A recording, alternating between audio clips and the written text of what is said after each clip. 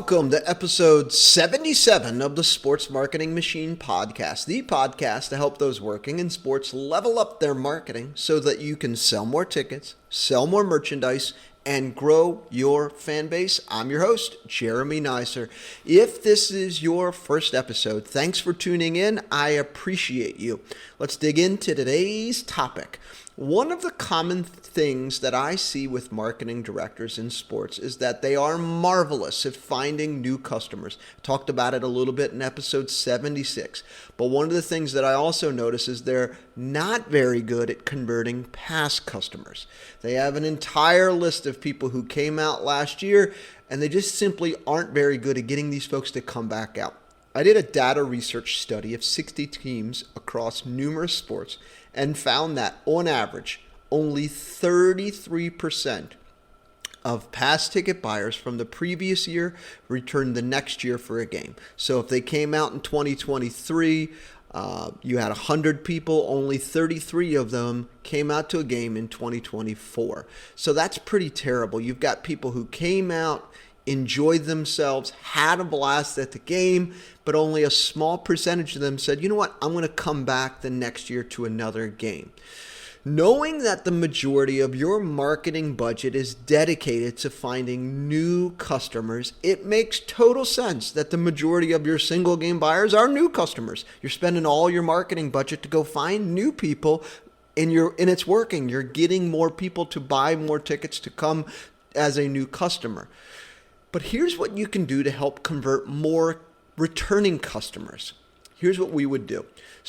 Or my recommendation, and I've seen lots of teams, and I'll go through a case study in just a few minutes about how this works. After every single game that you have, take the list, export the list out of your ticketing software of the single game buyers for that specific game, and put it into a spreadsheet and upload it to your email software. You might be using Constant Contact or MailChimp or whatever else you're using, but you want to take game by game, export the list of single game buyers, and you put it into a list inside of Constant Contact or whatever it is. So you've pulled it out of your ticketing software, uploaded it into your email software.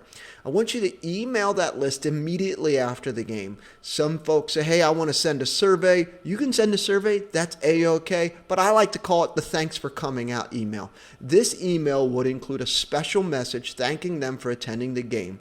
Maybe the final score, mention of the highlight or two, and then include an offer for a discount to another game or special opportunity for them.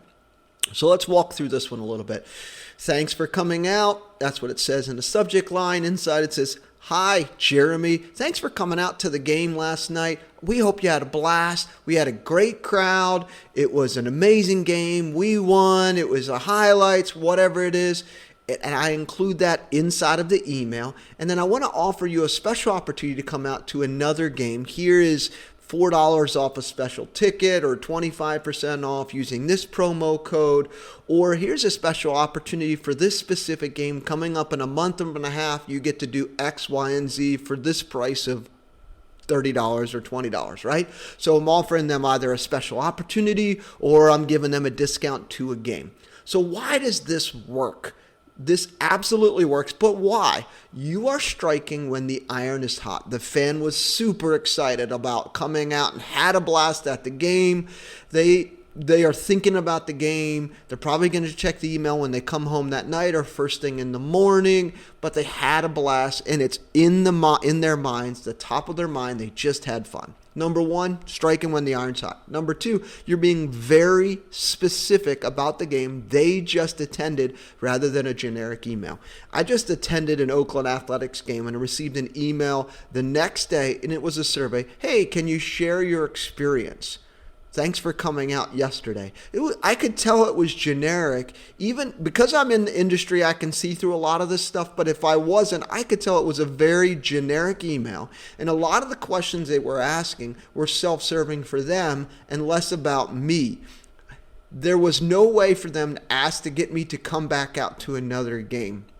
It was very generic, but if it was very specific, and maybe it had the mascot autograph at the bottom that says, hey, this is from Stomper or what have you, I might have thought about wanting to come back out, or maybe they included upcoming promotions that said, hey, we think these might be good based on what you just bought for this specific game. Something like that. We see this in Amazon all the time where they recommend other things to us. We can do the same in our emails to fans at the end of each game.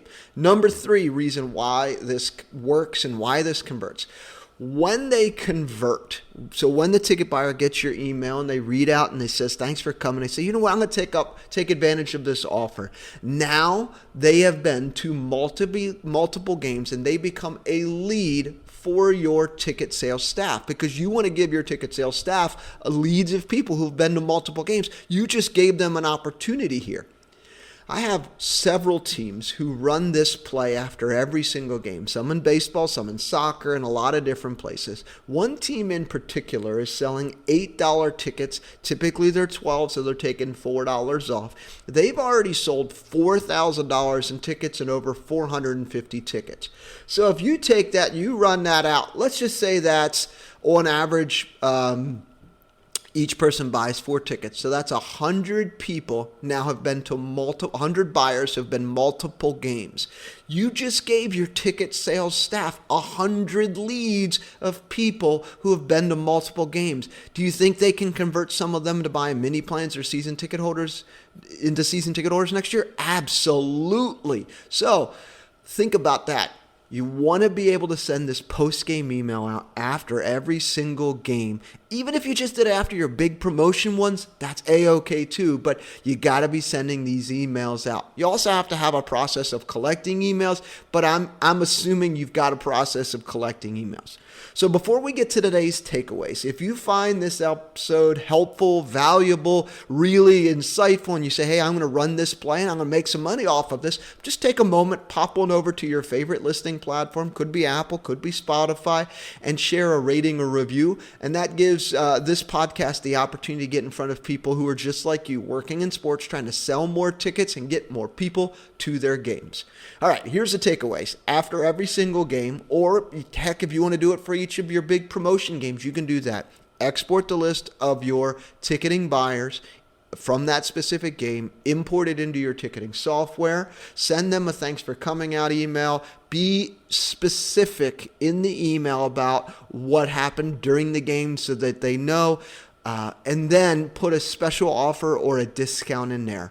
Track the discount or special offer usage within your ticketing software. This will give you the opportunity to know what's working and what isn't. That's how I was able to tell you that one team sold over $4,000 and 450 tickets from this promotion. So give your ticket sales team the opportunity to hit their numbers this off season.